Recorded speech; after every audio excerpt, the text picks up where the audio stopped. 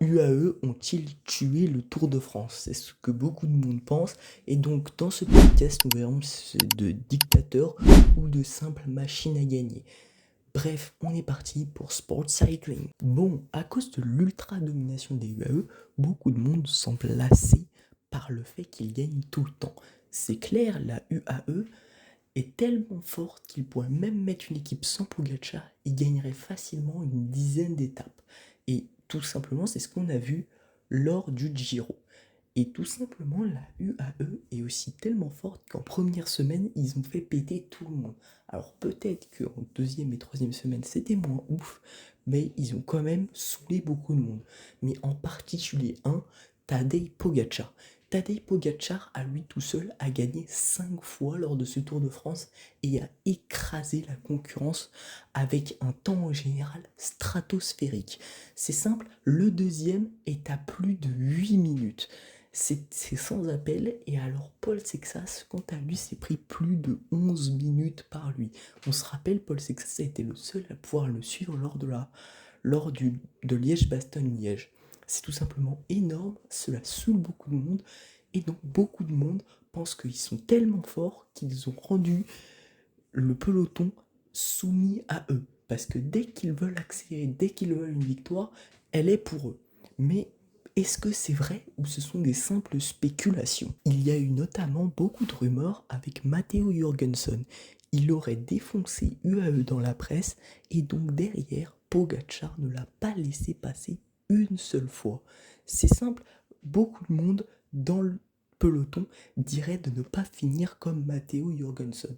C'est pour ça qu'il y a toujours quelqu'un qui check les UAE et qui sont ultra fair play avec eux. C'est pour avoir littéralement un bon sorti auprès d'eux. Parce que s'ils ne veulent pas que quelqu'un sorte, il ne sortira pas. On l'a vu de nombreuses fois. Mais alors, est-ce que c'est une dictature ça? Alors oui et non. Parce qu'en contrepartie, quand même, on peut pas dire que c'est une dictature à la Lance Armstrong, comme on dit. Alors malgré tout que les beaux sourires dans la presse, sans doute derrière, il doit y avoir quand même quelque chose. Car on sait que les maillots jaunes savent manipuler et doivent être bons là-dedans. Parce que sinon, s'ils sont pas bons en gestion, ils peuvent pas se faire de copains. Mais cependant, il y a quand même une ressemblance. On va pas se cacher malgré tout qu'il y a une sorte de dictature au sein du peloton. Alors bien évidemment que c'est pas non plus la dictature auquel on pense, mais plus des bonnes sorties. C'est quand même étrange quand même que la UAE soit aussi forte et aussi bonne. Alors bien évidemment, il y a plusieurs questions à se poser dans ces cas-là. Comment peut-on pas mettre de restrictions budgétaires sachant que littéralement UAE est fourni par un pays? Ils achètent littéralement toutes les plus grandes stars et les mettent au pied de Tadej Pogacar. Moi, je propose simplement, et ce que beaucoup de monde aussi m'ont soufflé l'idée, bien évidemment, c'est de tout simplement mettre une restriction budgétaire, comme par exemple en Formule 1. C'est-à-dire qu'ils n'ont pas le droit de dépasser un certain prix, ce qui ferait que des plus bas, comme la Picnic Postonnelle qui galère au quotidien, aient plus de choix pour pouvoir gagner. Et surtout, ça égaliserait les forces, car imagine que tu donnes moins de sous à une UAE et plus de sous à une pique-nique post-tunnel, il pourrait acheter plus de crack, ce qui fait que la UAE perdrait un peu de son pouvoir. Ce qui fait que le vélo, bien évidemment, serait instantanément plus intéressant, car tout deviendrait à peu près égal. Mais alors, est-ce que ça ferait pas un petit peu comme en Formule 1, où les gros coureurs, on va dire, ne puissent plus changer de personne? Parce que, et là, je vais mettre un point. Parce que en fait, en F1, c'est vraiment des contrats et ils peuvent changer. Cependant, en vélo, ça se fait pas comme ça. Une fois que tu signes un contrat avec une équipe, tu ne la quittes pas comme ça. C'est que tu as accepté le projet. Et donc, il faut bien évidemment faire avec. C'est-à-dire que même si tu as une équipe qui est pas folle, eh ben, tu dois faire avec. Et donc, au final, tu te retrouves avec des mecs qui restent à vie dans une équipe parce qu'ils aiment beaucoup le projet, mais ils sont nuls. Donc, malheureusement, ils n'ont pas le choix. Mais c'est comme ça. Et c'est ça s'appelle le vélo. C'est pour ça que pour moi, la restriction budgétaire ne serait absolument pas une mauvaise idée. Bien évidemment, il y a un facteur à ne pas oublier, c'est qu'on a l'un des plus grands monstres du 21e siècle dans les rangs de la UAE. C'est un monstre qu'on voit tous les demi-siècles, voire même qu'on n'a jamais vu auparavant. Carrément, il est tellement fort qu'il surpasse des mecs dopés. Alors vous allez me dire, évidemment, la question c'est est-ce qu'il est dopé? Mais bon, c'est une question un peu sans fin, je trouve, car ça n'aurait pas d'intérêt de dire car bien évidemment que la plupart, on va pas se cacher, ils sont dopés. Mais j'affirmerai jamais que quelqu'un il est dopé. Pogacar, je ne sais pas parce que je n'ai pas les éléments pour prouver que quelqu'un est dopé. Et d'ailleurs, je dirais pas non plus que personne n'est dopé parce que je n'ai pas non plus les éléments. Donc pour moi, c'est sûr, il y en a qui sont dopés, mais on ne sait pas qui. Et je pense que bien évidemment, si c'est une nouvelle course, entre guillemets, je trouve pas ça bien parce que ça apporte des maladies, etc. Cependant, si on va pas se cacher que ça reste quand même, du coup, ça serait une sorte de course au dopage, entre guillemets. Alors ça paraît peu beau, enfin, je veux dire, c'est pas beau comme ça de dire que c'est une course au dopage, mais c'est un peu vrai, je trouve, et qu'aujourd'hui, il faut dire les termes.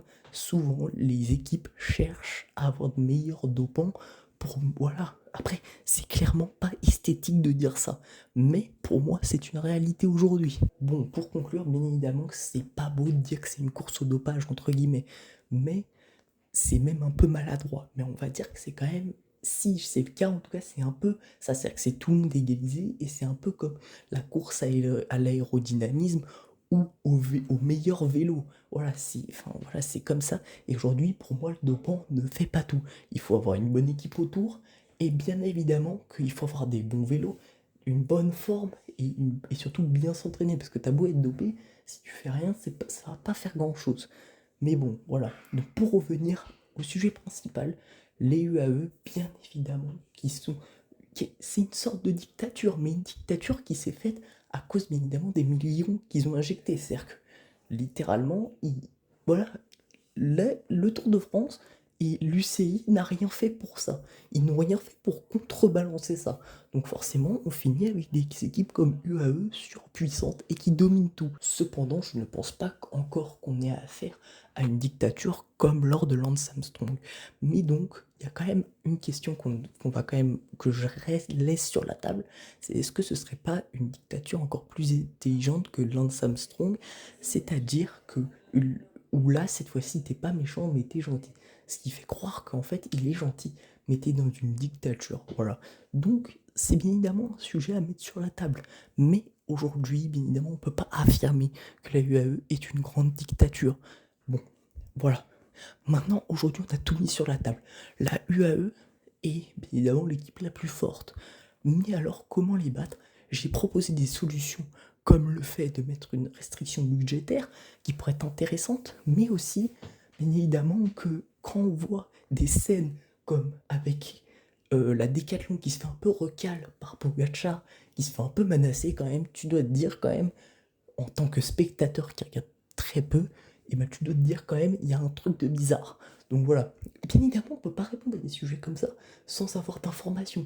C'est-à-dire que là, on n'a pas trop d'informations là-dessus, et d'ailleurs, je pense que plus on avancera, plus on en aura. Mais à l'heure actuelle, on peut rien affirmer, mais en tout cas, il y a quelque chose qui se passe avec la UAE qui est extraordinaire. Donc la conclusion, c'est que un petit peu, moi actuellement, je suis persuadé qu'il y a quand même une espèce de forme de dictature, mais qu'on ne peut pas savoir la forme précise que ça a actuellement dans le peloton. Alors bien évidemment, on verra dans les prochaines années, ça se trouve, il y en a qui vont déballer des trucs dessus. Un peu comme Matteo Jorgensen, sauf que Jorgensen ça a pas trop marché, on va pas se mentir, ça l'a plus bloqué qu'autre chose. On va dire qu'en fin de carrière présente Pogacar, je pense qu'il y aura 2-3 trucs qui vont se balancer, voilà. Après, on verra, mais en tout cas, moi je pense qu'il y a une forme de dictature aujourd'hui. Bref, n'hésitez pas à me dire dans les commentaires ce que vous pensez. Moi je vous dis à la prochaine pour un prochain podcast. Un like, un commentaire, un abonnement, ça fait toujours plaisir, ça soutient le podcast pour en faire plus. Bref, bye bye.